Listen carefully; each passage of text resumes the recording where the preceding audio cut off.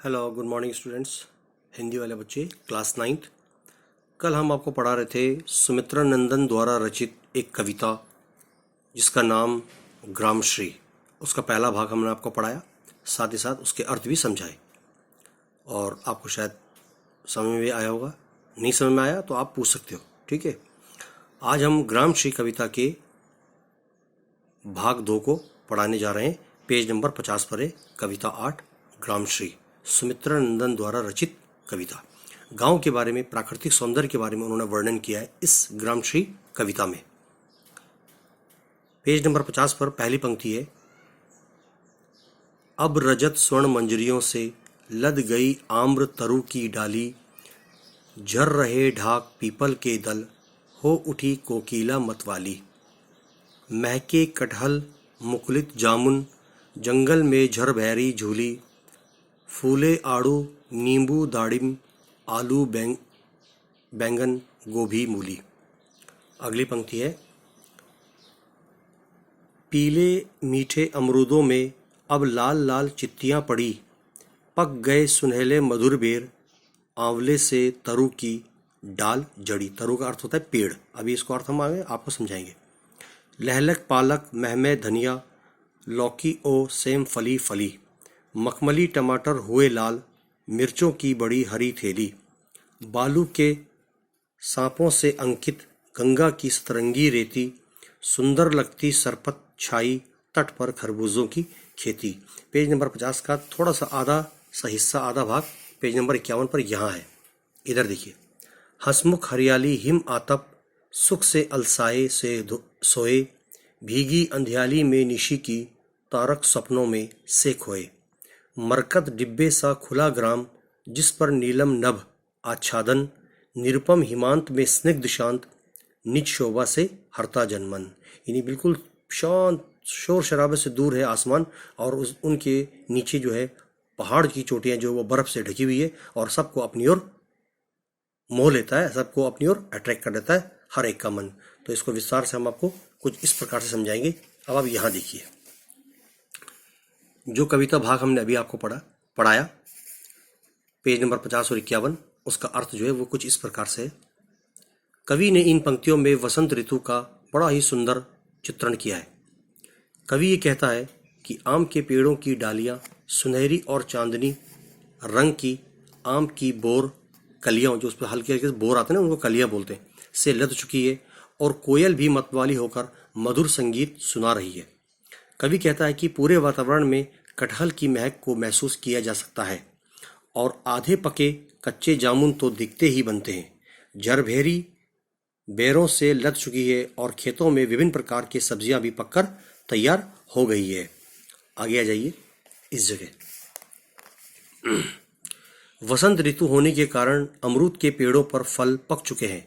बैर, आंवला, पालक, धनिये, लौकी, सेम आदि भी पककर तैयार हो चुके हैं और पेड़ों पर लगी हरी मिर्चों की गुच्छियां किसी बड़ी हरी थैली की तरह लग रहे हैं।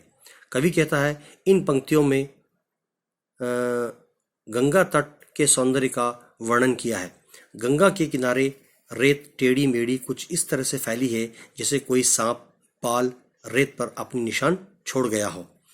सुरखाब या चक्रवाक, चकवा पक्षी जो होते, जो पानी समुद्र के किनारे रहते हैं, जल पक्षी में भी पानी में तैर रहे हैं और मगरेठी पक्षी आराम से सोए हुए आराम कर रहे हैं।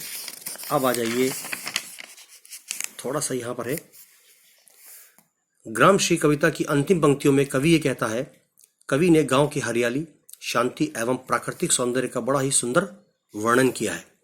कवि के अनुसार सर्दी की धूप में जब सूर्य की किरणें खेतों की हरियाली पर पड़ती है तो वो चमकने की खुशी से झूम उठते हैं।